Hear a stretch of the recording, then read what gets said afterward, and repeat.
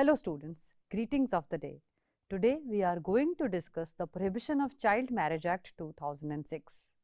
The scheme for the discussion for this lecture is as follows. We will start with the introduction, Prohibition of Child Marriage, Statutory Provisions, Data on Child Marriages in India, Judicial Interpretations, followed by the conclusion. Introduction.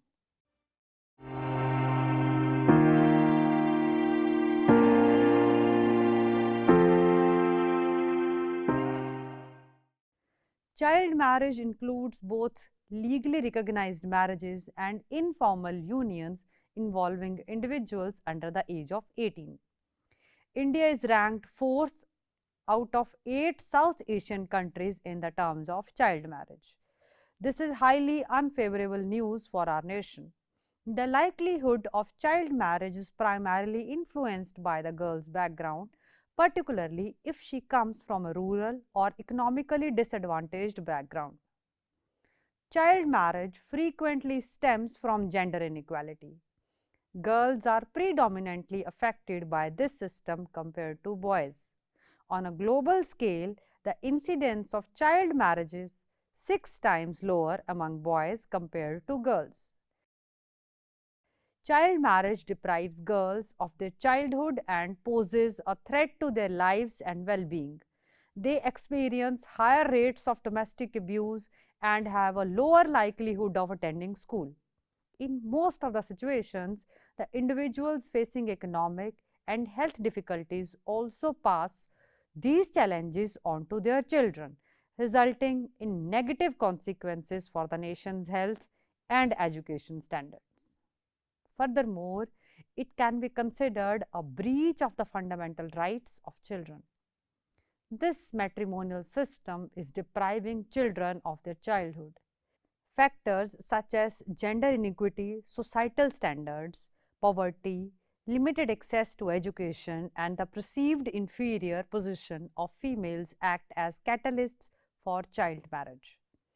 Approximately 12 million girls are married before reaching the age of 18 annually, which equates to 23 females per minute or 1 girl in every 3 seconds. Eliminating child marriage will enhance the health status of females, thereby leading to an overall improvement in the nation's health quality. Child marriage significantly impedes the progress of at least 6 years of the Sustainable Development Goals.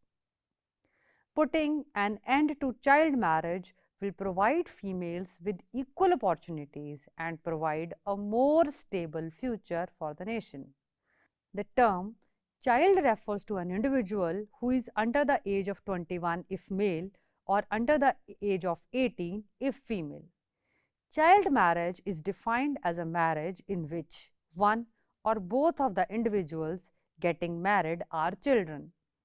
In the context of marriage, a contracting party refers to individuals whose marriage is being solemnized or is about to be solemnized.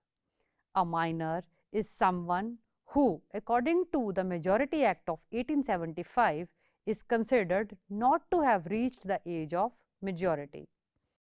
Child marriages, particularly those involving minor girls, are prevalent in socially, economically and educationally disadvantaged regions, with Rajasthan and Bihar having the highest rates.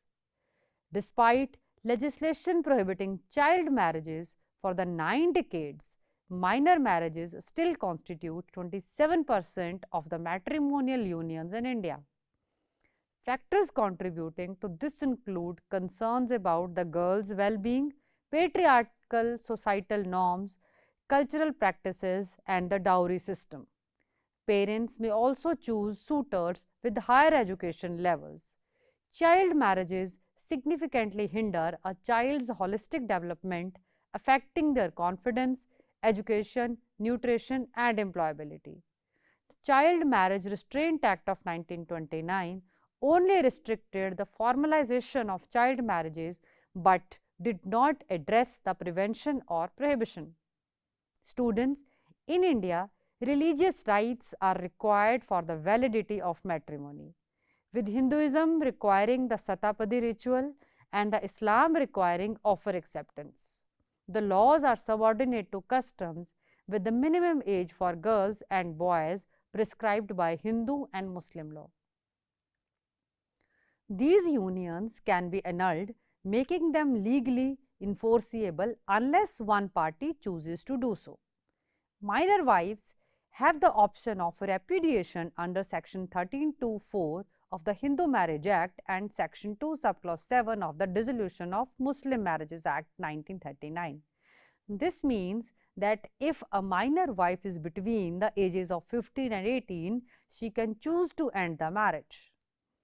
According to Section 3 subclause 3 of the Prohibition of Child Marriage Act 2006, both male and female individuals have the privilege to decline the marriage until 2 years after reaching adulthood, which is up to the age of 20 years for girls and 23 years for boys. Now we will discuss prohibition of child marriage statutory provisions.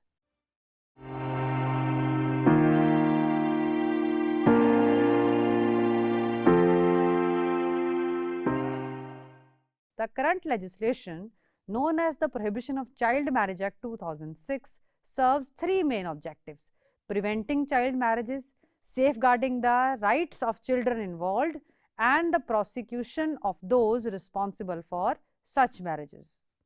Child marriage has been officially classified as a cognizable and non-bailable offence by this statute. The court can issue an injunction to forbid the solemnization of a marriage.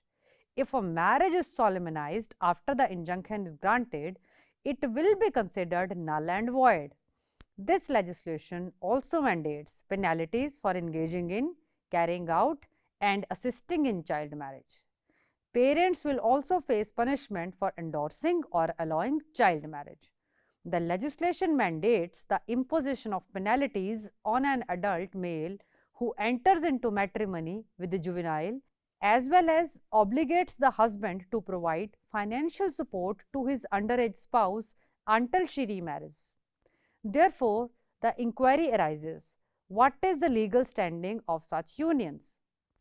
Child marriage will be able to be declared void at the discretion of the contractual party who is a child.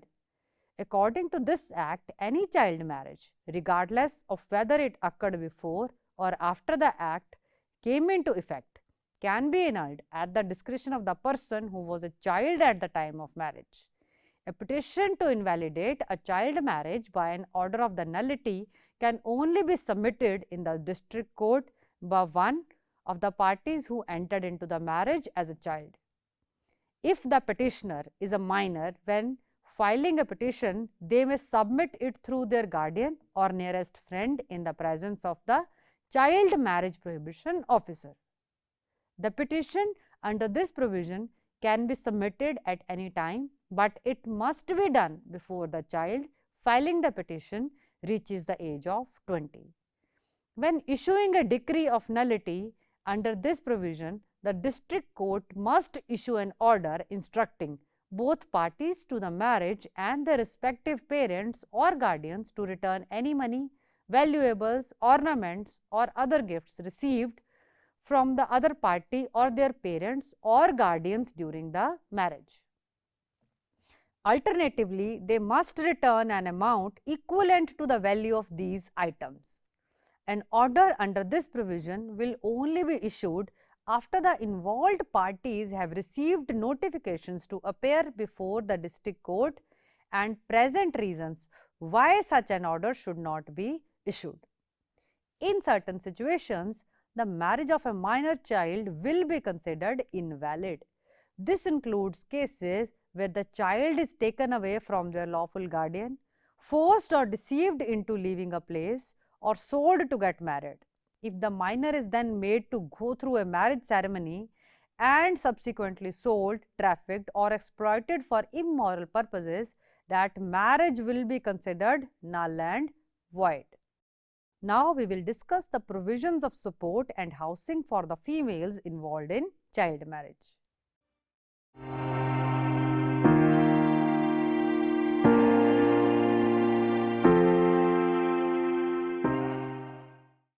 Students, the district court has an authority to issue an interim or final order instructing the male party who entered into the child marriage, and if the male party is a minor, his parent or guardian, to provide financial support to the female party to the marriage until she remarries. The district court will assess the amount of maintenance to be paid based on the needs, the standard of living the child had during the marriage, and the income of the party responsible for paying. The maintenance payment can be made monthly or as a lump sum.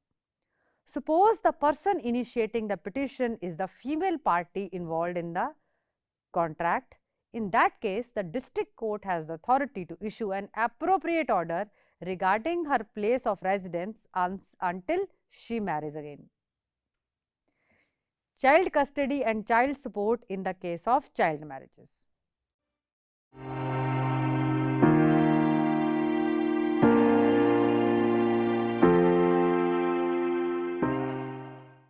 Students, if children are born as a result of a child marriage, the district court will issue a suitable decision regarding the custody of these children. When placing an order for the child custody under this section, the district court must prioritize the child's welfare and best interests above all other factors. A child custody order may also include specific instructions for granting the other party visitation rights in a way that is most beneficial for the child, and any additional directives that the district court deems necessary for the child's well-being. The district court has the authority to issue an order requiring a party to the marriage and their parents or guardians to financially support the child so born. Children born from child marriages, even if the marriage has been annulled, will be considered legitimate for all purposes. Now, we will discuss sanctions for endorsing or allowing the formalization of underage marriages.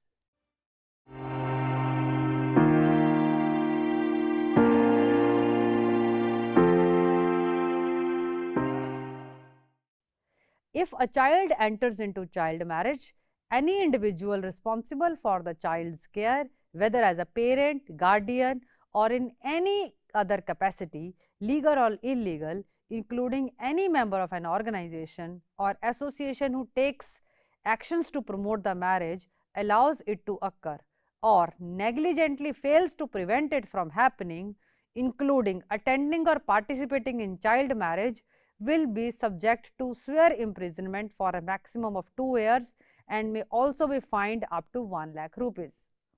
No woman shall be subject to incarceration. It is assumed, unless shown otherwise, that if a minor child is married, the person responsible for the child has carelessly failed to prevent the marriage from taking place. Any adult male above the age of 18 who enters into a child marriage will be subject to strict imprisonment for a maximum of 2 years or a fine of up to 1 lakh rupees or both. Now, let us discuss jurisdiction and procedure.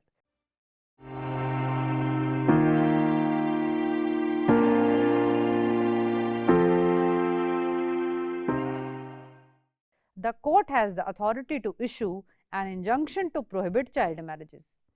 If child marriage prohibition officer applies or receive information, whether through a complaint or otherwise, indicating the child marriage in violation of this act has been planned or is about to take place, a judicial magistrate of first class or a metropolitan magistrate, upon being convinced, will issue an injunction against any individual, including a member of an organization or association, to prevent such marriage. A complaint can be filed by anyone with the direct knowledge or reasonable belief, as well as by a non-governmental organization with credible information regarding the potential occurrence of the solemnization of a child marriage or several child marriages. Students, the court of the judicial magistrate of first class or the metropolitan magistrate has the authority to initiate legal proceedings based on the credible reports on information. In order to prevent the occurrence of large-scale child marriages on specific days like Akshaya Tritiya, the district magistrate will be considered as the child marriage prohibition officer and will possess all the powers granted to a child marriage prohibition officer under this act. The district magistrate is empowered to intervene and prevent the occurrence of child marriages. In order to fulfill this objective, the district magistrate is authorized to employ all necessary measures. An injunction cannot be issued against an individual or an organization or association member without prior notice and an opportunity to present their case, as determined by the court. However, in urgent situations, the court can issue a temporary injunction without providing any notice. The petition concerning child marriage should be presented to the district court with jurisdiction over the matter. The petition could be filed in the location where the defendant or the child currently lives, where the marriage was officially celebrated, where the parties last lived together, or where the petitioner is presently residing at the time of filing of the petition. Now, let us have a look on data on child marriages in India.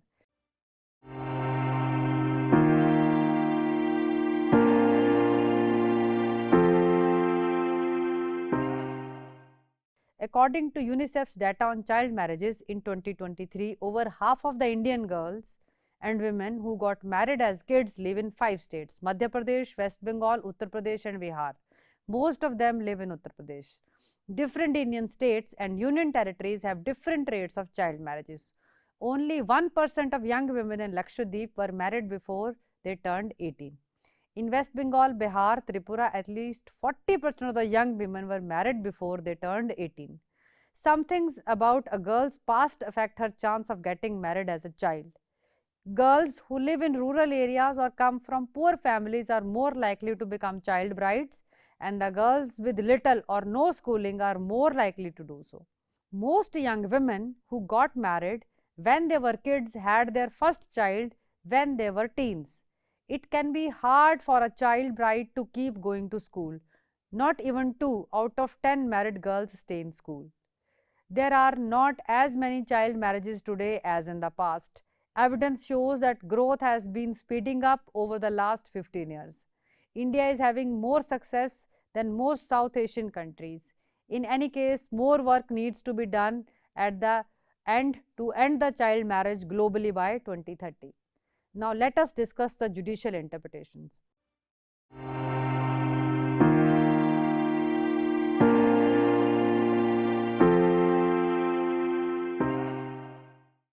In Association for Social Justice versus Union of India 2010, Delhi High Court said that the child marriage is against child's human rights. Hardev Singh versus Harpreet Kaur 2020 Supreme Court of India. Hardev Singh and Harpreet Kaur got married without their parents' permission in this case. Because Harpreet's parents were making things difficult, they approached the High Court. The High Court issued the security order. After that, Harpreet's father asked the High Court to take back its protection order and file an FIR under Section 9 of the Prohibition of Child Marriage Act 2006 against Hardev. He contended that he was 23 years old, but his school papers showed that he was only 17. Because of this, Supreme Court stayed the order. According to school records, the appellant was 17 years old, which is younger than 18 years old. This means that Section 9 cannot be used in this case. Section 9 of the Prohibition of Child Marriage Act 2006 says that if a male is under the age of 18 and a female is over the age of 18 get married, the female over the age of 18 will not be punished, but the male under the age of 21 will be. The main reason of this act was made was to protect child women in particular. It was also pointed out that child marriages happen when the husband is a lot older than the girl, which slows her growth. Another thing the court said was that Section 9 of the Prohibition of Child Marriage Act 2006 needs to be understood in the light of violence and discrimination against women. So, the Supreme Court concluded that the reason adults who marry children should be punished is to protect young girls. Jagdish Ram versus State of Uttarakhand, the person who was charged said that he was a priest and had nothing to do with the setting up of the marriage. He said that violations of section 363, 366, A34, 120B and 374 of the IPC do not apply. He said that the crimes listed in section 456 of the Prohibition of Child Marriage Act could be released on bail. After hearing what the applicant's lawyer had to say, the court found that the appellant deserved bail. Saraswati versus Lokesh Kumar. The child in this case, Saraswati, was only 12 years old when she was taken by Lokesh, who lived in the same area as the petitioner and her parents. He is also the respondent in this case. In line with the Hindu customs, the respondent then forced the young petitioner to get married. After that, there was another service with the petitioner's parents there, even though they were forced to be there. The defendants then took her to his home. A neighbor saw the petitioner at the defendant's house and called the child line. They came to get her and took her to a state-run home for care. She made a petition for annulment and her father was there to help her. In line with section 3 of the PCMA, the Honorable Court was happy to rule that the child marriage was invalid. In Society for Enlightenment and Voluntary Action and Others versus Union of India and Others 223, the Supreme Court has ordered the Union of India to seek the following information from states. The information gathered from different states about the types and the number of child marriages. Point number 2, the steps that were taken to implement the Prohibition of Child Marriage Act 2006. The National Commission for the Protection of Child Rights (NCPCR) has asked the Supreme Court to overturn a recent decision made by Punjab and Haryana High Court in the case of Ghulam Deen and another versus State of Punjab and others. This decision said that a 16-year-old Muslim girl could legally get married. In Tahara Begum versus State of Delhi 2012, a Muslim girl who was 15 years old has a right to give her consent as she crossed puberty, and therefore the marriage cannot become void because the minor herself gave the consent. Coming to conclusion,